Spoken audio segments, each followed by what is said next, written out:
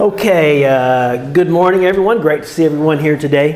Dobro jutro, lepo, da se spet vsi vidimo. Continuing in our study of the Shema prayer today. Nadaljujemo iz našo študijo molitve Šema. So today will be the fifth message in this study of what Jesus said was the most important commandment in the Bible.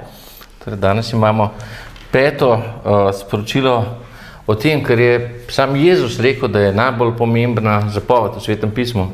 So we already said it was important for the Jewish religion when Jesus said it because it was recited daily by the Jews. Torej, kot smo že rekli, to je najpomembnejša molitev že prej bila v tem judovskem svetu, ker jo Judje dnevno recitirajo. They would recite these verses that we're going to read morning and evening, and it was done as a sign of devotion to God. Te verze recitirajo vsako jutro in vsak večer kot znak naklonjenosti, pripadnosti Bogu. Sadly, it had become just a set of words that were spoken without thought or feeling. Nažalost pa je to pogosto postalo samo skupek enih besed, ki se recitirajo brez misli, brez občutkov, čustev. I think that can happen to us with the Lord's Prayer the same way. In to se lahko tudi nam zgodi z Božjo molitvijo. We can just say the words and not even think about it because maybe we know these words so well. Lahko se nam zgodi, da bomo samo ponavljali besede, čeprav teh besed sploh ne bomo razumeli, poznali dobro. And the Jews actually called this the Shema prayer because of the first word in the prayer, which is the word here, which is Shema in the Hebrew language. Judje pa so to svojo molitev prav poimenovali z imenom Šema, zaradi te besede Šema, ki pomeni sliši, poslušaj v prvem stavku te molitve. So if you have your Bible, turn with me to the 5th book of Moses, or Deuteronomy, chapter 6, verses 4 and 5, and that's what I'm going to read. Torej, če imate s sabo Biblijo, jo odprite v 5. Mozesovi knjigi oziroma Deuteronomiju v 6. poglavju 4. in 5. vers. It says, "Hear, O Israel, the Lord our God is one Lord, and you shall love the Lord your God with all your heart, with all your soul, and with all your strength." Torej, tukaj piše: Poslušaj, Izrael, Gospod je naš Bog, Gospod je edini. Ljubi Gospoda svojega Boga z vsem srcem, z vso dušo in z vso močjo. So in the last few weeks, the previous messages, we've looked at the deeper meaning of some of these specific words. The first one was hear, or Shema. Torej, v zadnjih nekaj tednih smo si pogledali malo globlji pomen nekaterih besed, ki jih tukaj beremo. In prva beseda je bila poslušaj, Šema. And then we looked at Lord, Yahweh, and then love, Ahava, and then last week we looked at heart, or Lebab. Torej, potem smo si pogledali še besedo za Gospoda, ki je Jahve, besedo za ljubezen, Ahava, in pa prejšnji teden smo si pogledali besedo srce, ki je v stari hebrejščini Lebab. So this week we're going to look at the word soul. Ta teden pa si bomo pogledali besedo za dušo. And the Hebrew word for soul is nephesh. In hebrejska beseda za dušo je nefeš. And this word nephesh occurs more than 700 times in the Old Testament. In beseda nefeš se v stari zavezi pojavi več kot 700-krat.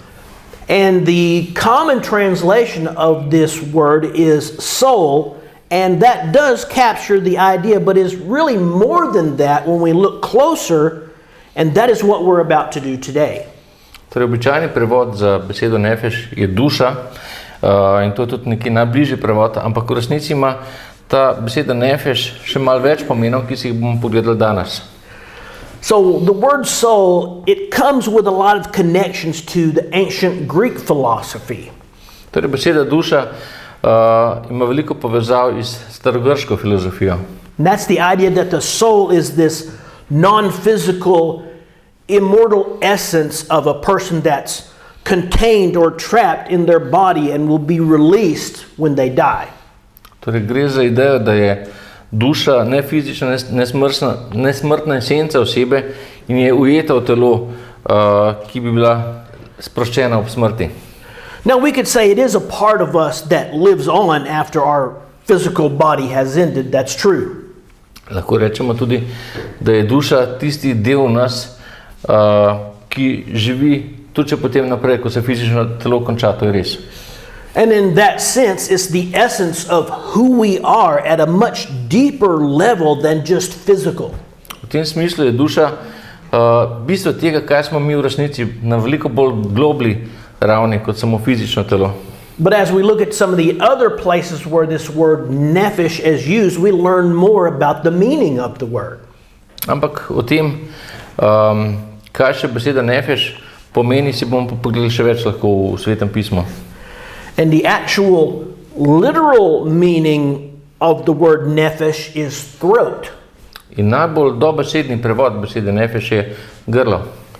So with that definition, think about how it changes your understanding of some of the verses that we're probably familiar with. In če pomislimo na nefeš oziroma to besedo kot na grlo, pogledajte, kako se spremeni pomen nekaterih verzov, ki jih sicer že poznamo. So think about when the Israelites are wandering in the wilderness. They're hungry and thirsty, and they have this response to God in Numbers chapter 11, verses 5 and 6. Torej, spomnimo se, ko so ti Izraeliti tavali po puščavi lačni in žejni, kakšen odgovor Bogu so imeli. So they have this romantic view of how great it was back in Egypt when they say these words. Torej, ko bojo izgovorili te besede, so imeli neke romantične pogledali, kako krasno je bilo v Egiptu. Here they say, "We remember the fish which we did eat in Egypt freely, the cucumbers, the melons, and the leeks, and the onions, and the garlic. But now our soul, our nephesh, is dried away." Torej, tukaj v 4. Mojzesovi knjigi, 11. poglavje 4. in pa, 5. in pa 6. vers piše: "Spominjamo se rib, ki smo jih zastonj jedli v Egiptu, kumar, lubenic, pora, čebule in česna. Zdaj pa naša duša, naš nefeš, hira." But now nephesh doesn't only mean throat. Ampak nefeš ne pomeni samo grlo. Since your whole life and body depend on what comes in and out of your throat, nephesh could also be used to refer to the whole person. Ker pač nefeš nadzira na vse, kar pride ven in noter iz telesa, se lahko nefeš nanaša tudi na celotno osebo. For instance, in Genesis, the first book of the Bible, where there are 33 nephesh in Jacob's family, that is 33 living beings or people. Se pravi, imamo v Genezi, čisto na začetku, v Jakobovi družini, 33 nefeš. Se pravi, to je 33 živih bitij ali ljudi. And in the Torah, a murderer is called a nephesh slayer, and a kidnapper is called a nephesh thief. V Tori se morilec imenuje ubijalec nefeša, ugrabitelj se imenuje tat nefeša. And in the first pages of the Bible, in Genesis, both humans and animals are called a living nephesh. In na prvih straneh svetega pisma v Genezi se tako ljudje kot tudi živali imenujejo živi nefeš. And if the life breath has left a human or animal, the nephesh remains. In če je človek ali pa žival zapustil ta življenjski dih, še vedno preostane nefeš. It's just called a dead nephesh, that is, a corpse. Samo da se imenuje mrtvi nefeš in to je truplo. So in the Bible, then, people don't just have a nephesh, instead they are a nephesh, a living, breathing being. Torej, to pomeni, da v Bibliji ljudje ne samo da nujno, da imajo nefeš, ampak so lahko tudi oni sami živi, dihajoči nefeš. Now that might surprise you, because most people assume the Bible says the soul is only what survives apart from the body after death. In mogoče vas to preseneča, ker nekateri ljudje mislijo, da je v Bibliji duša tisto, kar je ločeno od telesa. And it is true, the Bible authors in a way refer to that. It is really much more about the essence of our life, our living. In v resnici se sveto pismo nanaša na to, da gre za veliko več kot samo za naše telo, da gre za našo esenco, za naše samo bitje. So even though nephesh is often translated soul, the Hebrew word really refers to the whole human as a living physical organism. Torej, čeprav se nefeš ponavadi prevaja kot duša, je v hebrejskem jeziku z besedo nefeš dostikrat mišljen celotno telo, celotni človek, celoten fizičen organizem. And so to illustrate that, in Song of Solomon chapter 3 verse 4, the young woman constantly refers to her lover as him whom my soul, my nephesh, loves. In če to ilustriramo, imamo recimo v Salomonovi pesmi, 3. poglavje 4. vers, kjer mlada ženska nenehno omenja svojega ljubimca kot on, ki ga ljubi moja duša, ki ga ljubi moj nefeš. And of course, love isn't just an intellectual experience. It's an emotion that activates your whole body, your entire nephesh. In seveda, ljubezen ni samo pač neka intelektualna izkušnja, gre za čustveno izkušnjo, ki aktivira vaše celotno telo, vaš celoten nefeš. So this helps us understand the I think brilliance of other biblical poets who could combine these multiple meanings of nephesh in one set of verses. In to nam pomaga razumeti briljantnost drugih svetopisemskih pesnikov, ki so lahko na enem mestu združili več pomenov besede nefeš. So here's an example in Psalm chapter 42 verses 2 and 3. You're probably familiar with these verses. It says, as the hart or the deer pants for the water, so pants my soul, my nephesh, after you, O God. My soul, my nephesh, thirst for God, for the living God. Tako piše v Psalmu 42, drugi in tretji vers piše, kakor hrepeni jelem po potokih voda, tako hrepeni moja duša, moj nefeš, po tebi, o Bog. So then on a physical level, your throat can be thirsty like a deer's, but then that physical thirst can become a illustration or a metaphor for how your whole physical being longs to know and be known by your Creator. Torej lahko na fizični ravni vaše grlo lahko tako žejno kot jelen, potem pa ta fizična žeja postane metafora za to, kako vaše celotno fizično bitje hrepeni potem, da bi vedel in da bi vas poznal vaš stvarnik. And that is the point of a relationship that is special and deep. In to je to bistvo odnosa, ki je poseben in je globok. It's deeper than physical, but the entire body, you could say all of our being. To je bistvo tega odnosa in je globlji od fizičnega, pač zauzema celotno naše telo, vse nas. So that's the word nephesh, the soul, the entire body, all of us. In to je ta beseda nefeš, ki zauzema našo dušo in naše telo, vse nas. Now, let's look at how Jesus approached these set of verses, yet in the Greek language, and what the Greek word for soul is. Zdaj pa si pogledamo, kako je Jezus uporabljal te besede. To imamo pa zapisano v grškem jeziku, starem grškem jeziku. And that Greek word for soul is psyche. In grška beseda za dušo je psihe. And here again is where the meaning is attached to Greek mythology, as it is the name of a Greek goddess who is given immortality. In ta beseda psihe je povezana tudi z grško mitologijo, ker je to hkrati tudi ime grške boginje, ki je dejala med drugim tudi nesmrtnost. This Greek goddess never died. Torej ta grški bog nikoli ne umre. So the biblical usage of this word would be understood to be the breath of life. svetopisemska uporaba bi lahko bila prevedena kot izdih oziroma dih življenja. So breath, many times in the New Testament, is a picture of the spirit of a person.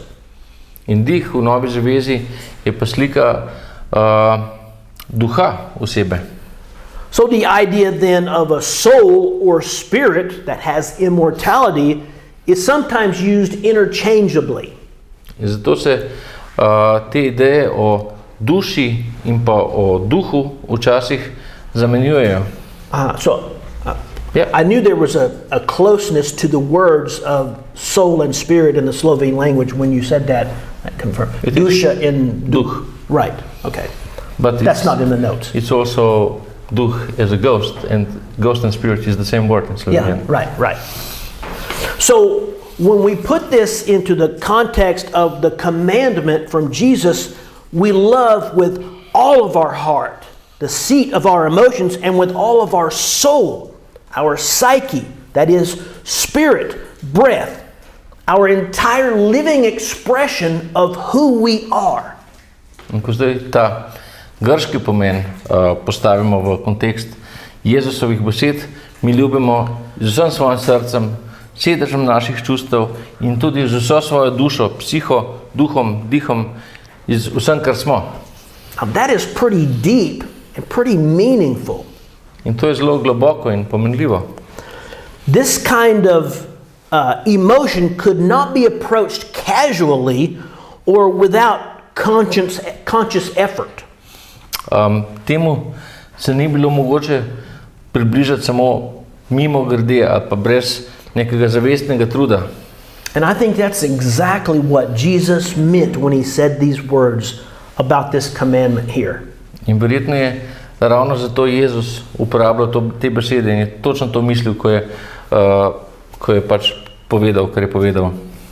That is the type of relationship that we are to have toward God. To je ta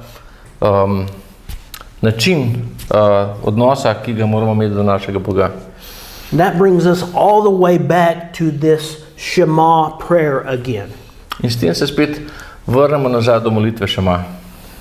And to love God with all of our nephesh or psyche means to devote your whole physical existence to your Creator.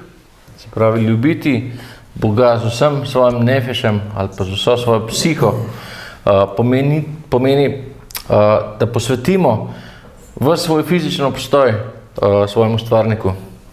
So, as the one who granted us these amazing bodies in the first place, Njemu, ki nam je dal ta krasna telesa že na začetku. It's all about offering the entirety, the entire being with all of its capabilities and limitations in an effort to love God and to love your neighbor as yourself. Gre za to, da posvetimo celotne sebe, celotne svoje telesa, celotne duše z možnostmi in omejitvami v prizadevanju, da ljubimo Boga in svojega bližnjega kakor sami sebe.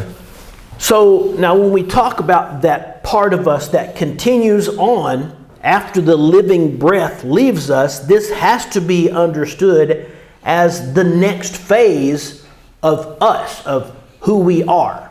In zdaj pa, ko bomo govorili o tistem delu nas, ki bo nadaljevalo potem, ko nas bo telo zapustilo, je treba to razumeti kot naslednjo fazo nas. So we know that there's something of us that still exists beyond death. Vemo, da bo en del nas še vedno obstajal po smrti. And we can know that from what the Bible tells us, specifically in Hebrews chapter 9 verse 27.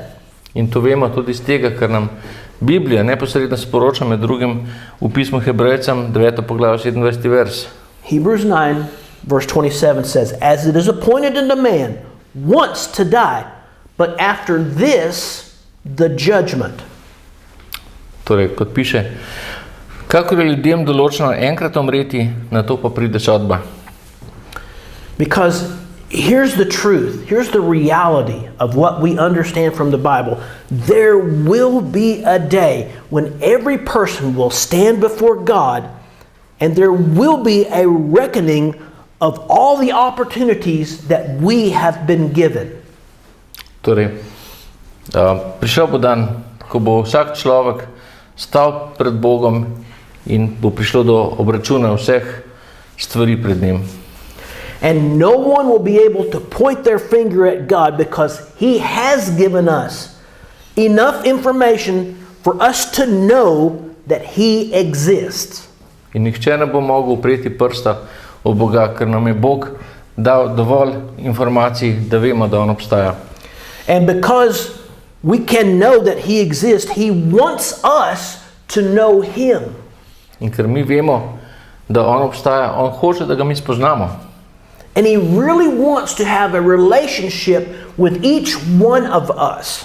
In Bog si resnično želi odnose z vsakim od nas. And those who recognize this, the facts that He exists and has plans for us, He then will supply them with someone who can take them further along on this journey. In tistim, ki priznajo to dejstvo, da Bog obstaja, bo Bog priskrbel človeka, bo imel načrte za njega in bo pripeljal nekoga, ki nas bo popeljal naprej po tej poti.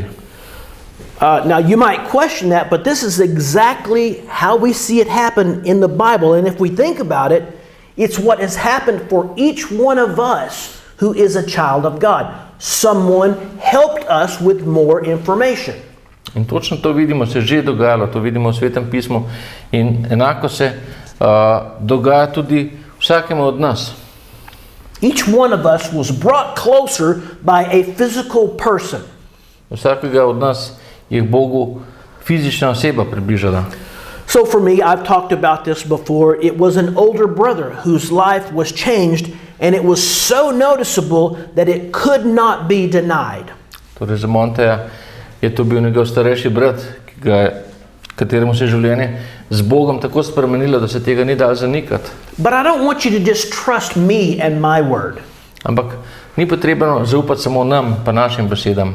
There are many examples in the Bible. Veliko primerov je tudi v sami Bibliji. Here's just one. Remember the life of the Ethiopian eunuch in Acts chapter 8? Tukaj bomo pač povedali en primer, če se spomnite življenje etiopskega eunuha v apostolskih delih. He had purchased a scroll of the scriptures, and it was the book of Isaiah, as we think in biblical terms, in Jerusalem, and he was traveling back to Ethiopia. Torej, 8. poglavje, ta etiopski eunuh kupi v Jeruzalemu zvitek svetega pisma, Izaijevo knjigo in se s tem pač pelje nazaj domov. Now, scrolls of scripture were not cheap at all. Torej, ti zvitki, ti zapisi sploh niso bili poceni. It would have been very expensive for him to buy this, so obviously he was exploring to learn more about God. Torej, ta eunuh je očitno plačal zelo veliko za to in je hotel raziskati, kaj mu ima Bog zapovedati. And so what did God do? God sent someone. In this case, it was Philip to meet him at a certain place. In kaj se je zgodilo? Bog mu je dejansko poslal eno osebo, Filipa, ki ga je točno na določenem mestu, v določenem času srečal.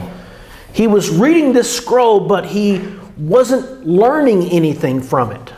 Ker eunuh je bral ta zvitek, ampak se ni mogel nič naučiti iz tega. But Philip approaches him and says, we're going to read in verse 30 of Acts chapter 8. Ampak Filip pa se mu približa in mu reče, se pravi, začetek je v 30. verzu.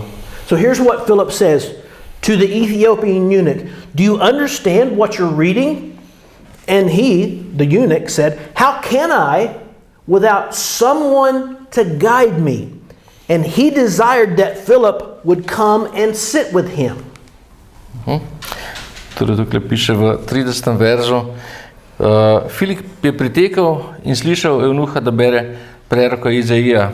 Vprašal ga je, ali razumeš, kaj bereš? ta je odgovoril, kako naj bi razumel, ko pa me nihče ne pouči. In ga je povabil, da mu prisede.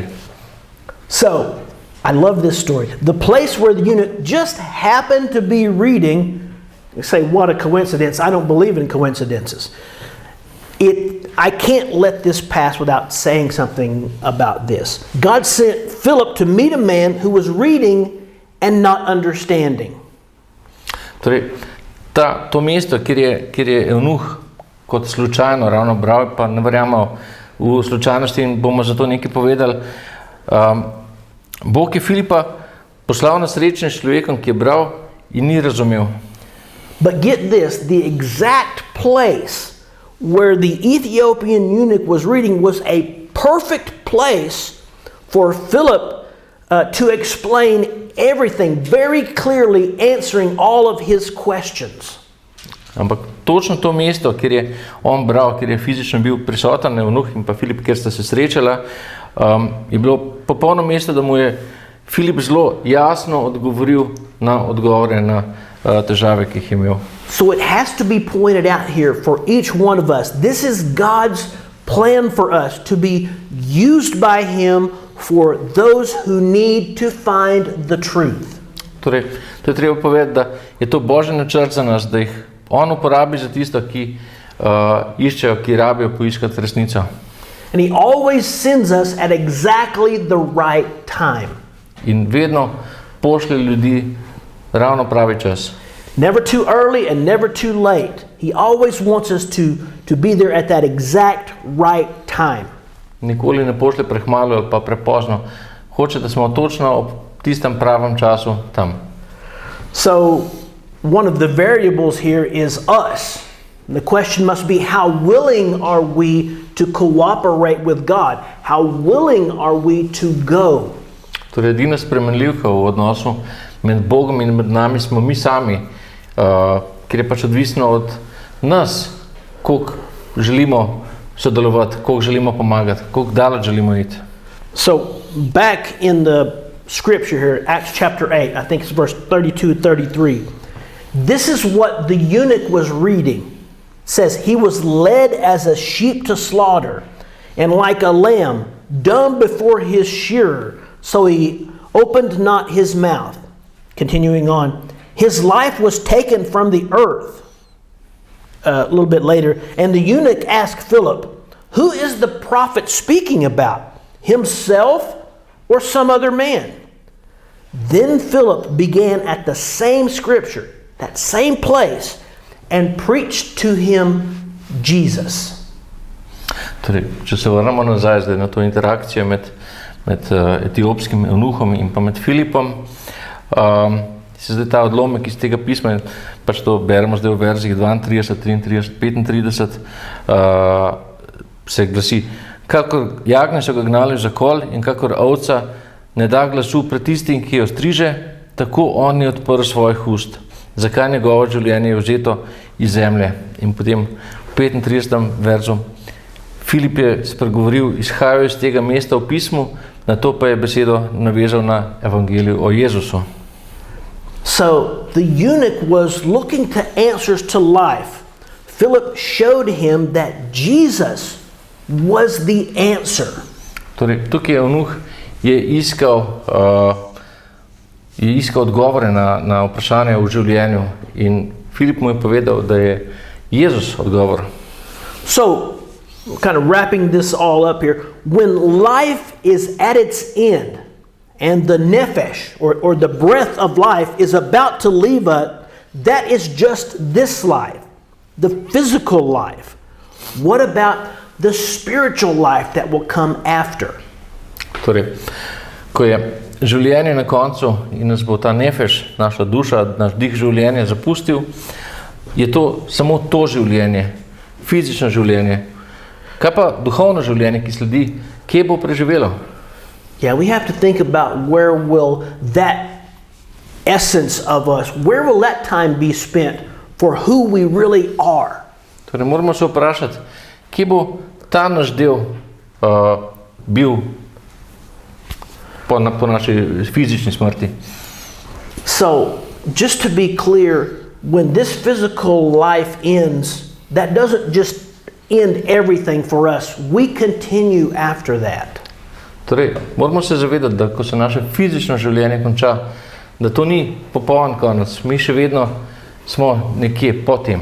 So I hope that question, where will that essence of us be spent? I hope that's a question that each one of us, if we've not settled it yet, I hope you continue to struggle and try to find the answer to that question.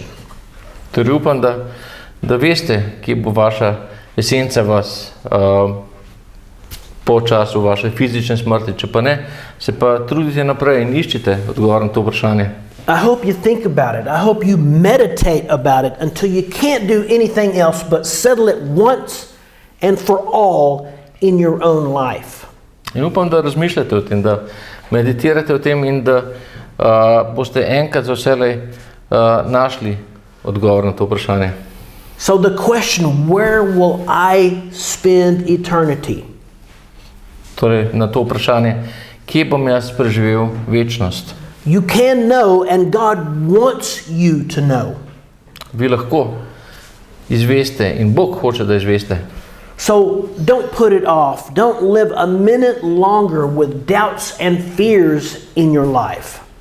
Torej, ne odlašajte več, niti minuta več vašega življenja bo v vprašanju in pa v dvomih.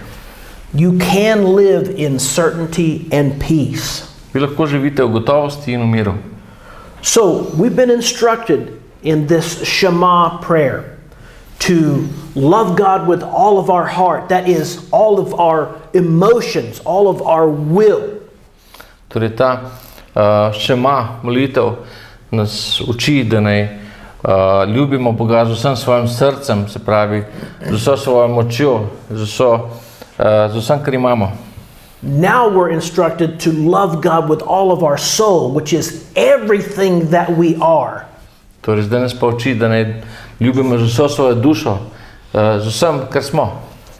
And if we do those things and what we're going to talk about next week, I think we'll see that when Jesus says this is the most important commandment in the Bible, we will understand that completely. In ko bomo dejansko to naredili, kot pač Jezus pravi, da je to najbolj pomembna zapoved v celotnem svetem pismu, v celotni Bibliji, potem bomo tudi vse razumeli. So if you have questions in your own life, please reach out to us. We would love to help you answer those questions that you have. Torej, če imate kakršna koli vprašanja, ne oklevajte, ampak nas kontaktirajte, z veseljem bi vam radi odgovorili. So now we're going to take some time here to talk about and answer any questions that anyone might have about this message, but that's going to end the video today. Thank you for joining us. God bless you, and we hope to see you next week. Torej, mi se bomo še naprej tukaj pogovarjali v živo, ampak video pa počasi zaključujemo in vas lepo pozdravljamo in upamo, da se vidimo spet naslednji teden.